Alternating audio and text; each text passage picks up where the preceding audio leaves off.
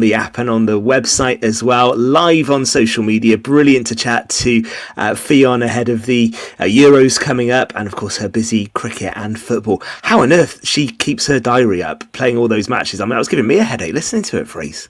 Do you know what, Ben? I find that quite refreshing in an era where we're lamenting young people not prioritising sport. Brilliant. Days, the likes of me and moaning about our day where you didn't miss sport to go shopping or a pub crawl, or you joined these things later and so on. And you find someone playing multiple sports and, like you say, packing a week with it. Great to see. Yeah, it's really good. It is. Let's turn our attention, shall we, to the Harrison Allen quarter-final. Now, am I the only person who's got a team that I said might win it? Am I the only person with someone left in now? I think that might be the case. But let me just run down the quarter-final draw, and then we'll get some thoughts. I'll come to you first, Gordon. So Tuesday, July the 1st, there will be 2 games on that day. So Hook against St Ishmael's and Narberth against Johnston. What are your thoughts on those two? Well, they're all second division ties. Hook got home advantage against a very good Tish side at the moment. That's going to be a cracking game. That can go either way.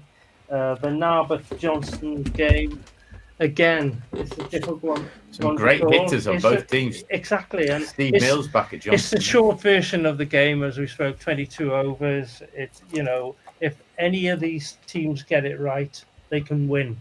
And that's not a cop-out because there's 4 good Division 2 sides there. Yeah, and great, actually, Phrase, to see a Division 2 side in the semi.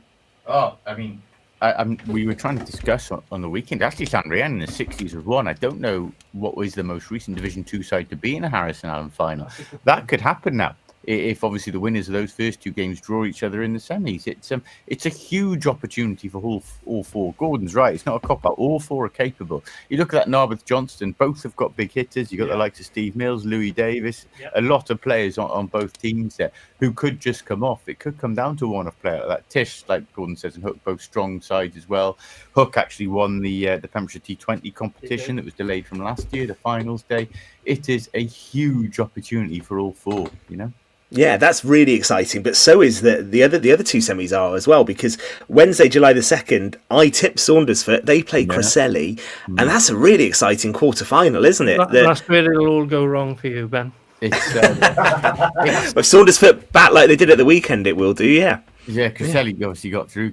I always thought Saundersfoot a stronger limited over side than 40 overs, and the 45 overs don't mean that disrespectfully. Cresselly getting past Carey, you thought was crucial. I had back Carey to win it this year, and Cresselly were comfortable actually. But that is the one tie they wouldn't have wanted. Saundersfoot away, and again you've got undeniably one of the 3 favourites out there. Neyland, of course, at home to Stackpole, the Division 3 side. I think that the night afterwards, you're not expecting any problems for Neyland there. But Neyland, of course, who I wouldn't say everyone's been writing off, because you never write off Neyland, but there's been an assumption a dip is coming this year with the players they've lost. But they are still, I played them earlier in this year in the Dougie Morris. They are still so well honed, right, at these 20 over competitions, so disciplined, so well managed by Sean Hannon. They're now looking, bar a major upset at semi-final place. They are right in with the shout winning this Harrison Allen Bowl again. And the thing is, a lot of the boys, they haven't retired. They're just having a bit of a break. And I think this may... should we go back and have a game for the... Well, I've noticed Patrick Ballaby not an available weekend. I think actually Sutton might think, I think I could have a game, I mean, that if Bosherson and Stackpole were to beat Neyland in the quarter-final, that would be one of the all-time Harrison Allen shots, wouldn't it? I'd go down Stackpole and buy Richard McKay a pipe myself. Yeah, we'd both go down. Yeah, they'll be dancing on the lily ponds if that happens, guys. Speaking from experience, 2 pints at the rate Rich drinks, but you're right. And no, to be fair to Stackpole, should be mentioned, are into the Alan Brown final, which is done well. by far their priority. Probably in line to play Pembroke Dock in that. So that competition's their priority. Upsets do happen as well, but that would be a pretty titanic one, wouldn't it? We'll keep an eye on those 1st, 2nd and 3rd of July for those quarter-final games, and no doubt we'll have more ahead of those on Pure West Sport. There's a bit of rugby actually, even though we're midway through June, and we've got the Lions starting, of course, playing on Friday night, but we've got the draw for the Pembrokeshire Knockout Cup.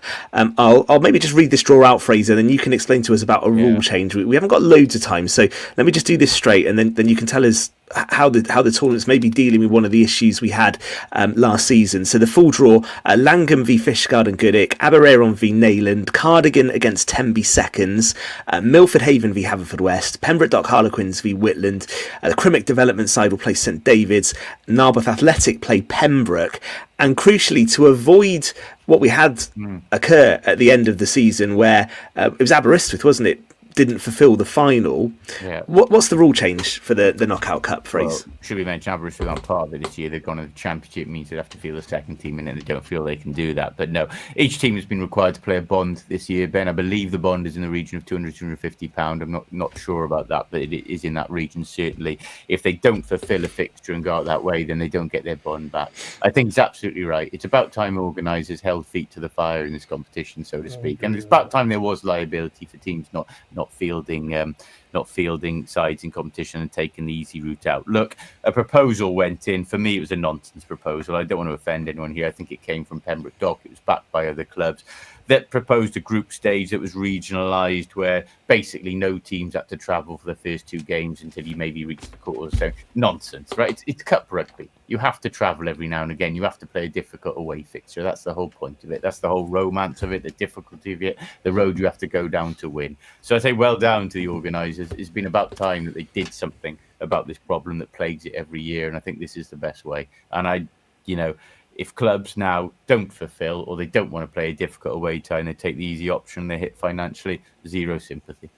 Yeah, I think that's a really smart move. Fraser, at the start of the show, Gordon, I don't know if you noticed in the studio, he did get a couple of digs in about Cardiff, didn't he, when he was chatting to Rob Edwards? Did you pick up on that, Gordon, in the studio? I just don't feel you can use a League One stadium in Europe. Well, I should say League One Cardiff City have appointed a new manager today, haven't they? Brian Barry Murphy is their new head coach. He's been at Leicester, where he worked with Ruud van Nistelrooy. So he's left Leicester, a good background at Manchester City. So we'll see how he goes. And at Swansea, Alan Sheehan appointed some coaching staff over the last few days. And Fraser, people should go back and listen to that first hour, because Liam Cullen and Joe Allen were on good form, weren't they, in Narberth last week? Yeah, nice to see them down there. As mentioned in the interview, Joe's a little bit late because he's playing on Tenby Golf Course, which suggests retirement's going well. But Liam in particular, busy schedule for him. Just literally come back from Belgium a couple of days before. I think he said he had 2.5 weeks off before going back to pre-season. But great for the kids to see them. They were being absolutely flocked for autographs and signed whatever these days. It used to be autographed, I think, socks and hats and everything. Photos. Had to wait quite a while to speak to him. I'll tell you that for nothing. But no, good to see him down. For Joe in particular, Narberth boy, of course. Yeah, excellent. Yeah, excellent to see those new facilities opened, and you can listen back to that first hour and those interviews, and the Narberth chairman as well, speaking last Friday. You'll be able to catch up on the website at purewestradio.com.